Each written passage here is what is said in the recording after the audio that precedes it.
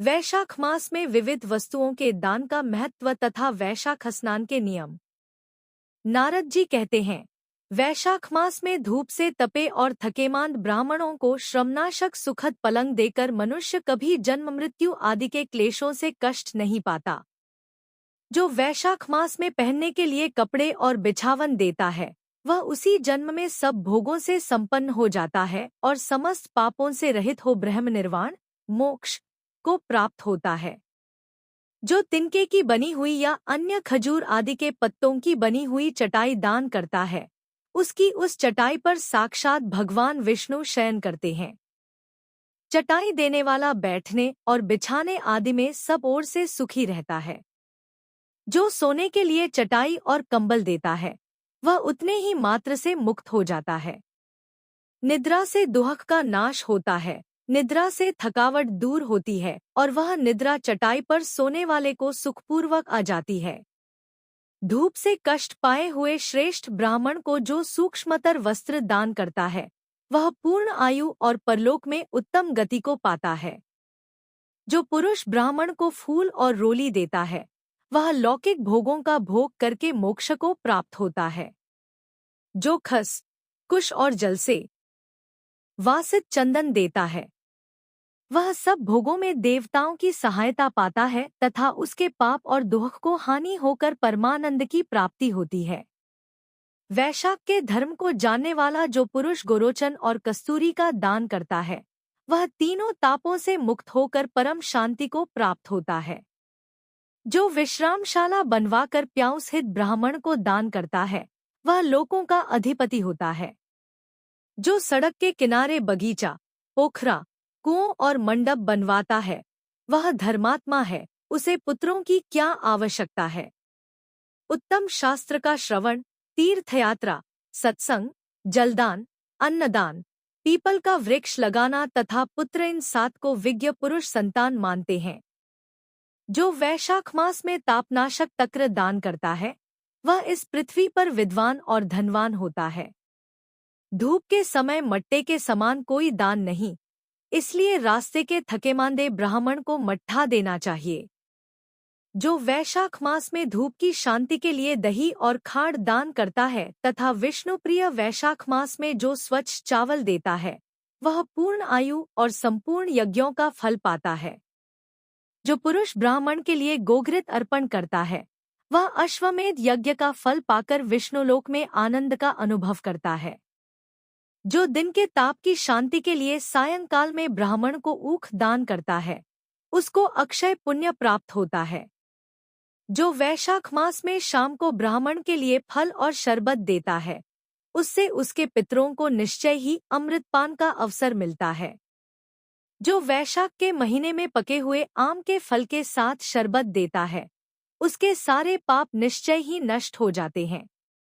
जो वैशाख की अमावस्या को पितरों के उद्देश्य से कस्तूरी, कपूर, बेला और खस की सुगंध से वासित शरबत से भरा हुआ घड़ा दान करता है, वह 96 घड़ा दान करने का पुण्य पाता है। वैशाख में तेल लगाना, दिन में सोना करके पाक करना, खाट पर सोना, घर में नहाना, निषिद्ध पदार्थ खाना, भोजन करना तथा रात में खाना, ये 8 बातें त्याग देनी चाहिए। जो वैशाख में व्रत का पालन करने वाला पुरुष पकड़ता है, वह सब पासी मुक्त हो विष्णुलोक में जाता है। विष्णु भक्त पुरुष वैशाख मास में नदी स्नान करता है, यही जन्म की पाप से निश्चय ही मुक्त हो जाता है। जो प्रातः का सूर्योदय के समय किसी समुद्रगामिनी नदी में वैशाख स्नान करता है, वह 7 जन्मों पाप से तत्काल छूट जाता है। जो मनुष्य 7 गंगाओं में से किसी में भी उषाकाल में स्नान करता है, यह करोड़ों जन्मों में उपार्जित किए हुए पाप से निस्संदेह मुक्त हो जाता है। जाह्नवी, गंगा, वृद्ध गंगा, गोदावरी, कालिंदी, यमुना, सरस्वती, कावेरी, नर्मदा और वेणी, ये 7 गंगाएं कही गई है।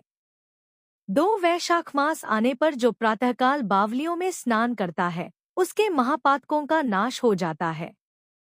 कंद, मूल, फल, शाक, नमक, गुड़, बेर, पत्र, जल और तक्र जो भी वैशाख में दिया जाए, वह सब अक्षय होता है। ब्रह्मा आदि देवता भी बिना दिए हुए कोई वस्तु नहीं पाते। जो दान से हीन है वह निर्धन होता है। अतः सुख को इच्छा रखने वाले पुरुष को वैशाख मास में अवश्य दान करना चाहिए। सूर्यदेव के मेष राशि में स्थित होने पर भगवान विष्णु के उद्देश्य से अवश्य प्रातःकाल स्नान करके भगवान विष्णु की पूजा करनी चाहिए। कोई महिरथ नामक एक राजा था जो कामनाओं में आसक्त और अजितेंद्रिय था। केवल वैशाख स्नान के सुयोग से स्वत वैकुंठ धाम को चला गया।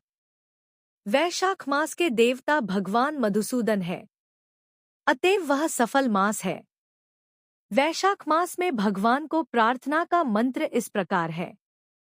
मधुसूदन देवेश वैशाखे मेषगे रखी, प्रातः स्नानं करिष्यामि निर्विघ्नं कुरु माधव। हे मधुसूदन, हे देवेश्वर माधव, मैं मेष राशि में सूर्य के स्थित होने पर वैशाख मास में प्रातः स्नान करूंगा। आप इसे निर्विघ्न पूर्ण कीजिए। तत्पश्चात निम्नांकित मंत्र से अध्य प्रदान करें। वैशाखे मेषगे भानि प्रातः स्नान परायणा अर्घ्यं प्रदास्यामि गृहान मधुसूदन। सूर्य के मेष राशि पर स्थित रहते हुए वैशाख मास में प्रातः स्नान के नियम में संलग्न होकर मैं आपको अर्घ्य देता हूँ। मधुसूदन, इसे ग्रहण कीजिए। इस प्रकार अर्घ्य समर्पण करके स्नान करें। फिर वस्त्रों को पहनकर संध्या तर्पण आदि सब कर्मों को पूरा करके वैशाख मास में विकसित होने वाले पुष्पों से भगवान विष्णु की पूजा करें। उसके बाद वैशाख मास के माहात्म्य को सूचित करने वाली भगवान विष्णु की कथा सुने। ऐसा करने से कोटि जन्मों के पापों से मुक्त होकर मनुष्य मोक्ष को प्राप्त होता है। यह शरीर अपने अधीन है, जल भी अपने अधीन ही है, साथ ही अपनी जिह्वा भी अपने वश में है। अतः इस स्वाधीन शरीर से स्वाधीन जल में स्नान करके स्वाधीन जिह्वा से हरि इन दो अक्षरों का उच्चारण करे। जो वैशाख मास में तुलसीदल से भगवान विष्णु की पूजा करता है वह विष्णु की सायुज्य मुक्ति को पाता है। अतः अनेक प्रकार के भक्ति मार्ग से तथा भांति भांति के व्रतों द्वारा भगवान विष्णु की सेवा तथा उनके सगुण या निर्गुण स्वरूप का अनन्य चित्त से ध्यान करना चाहिए।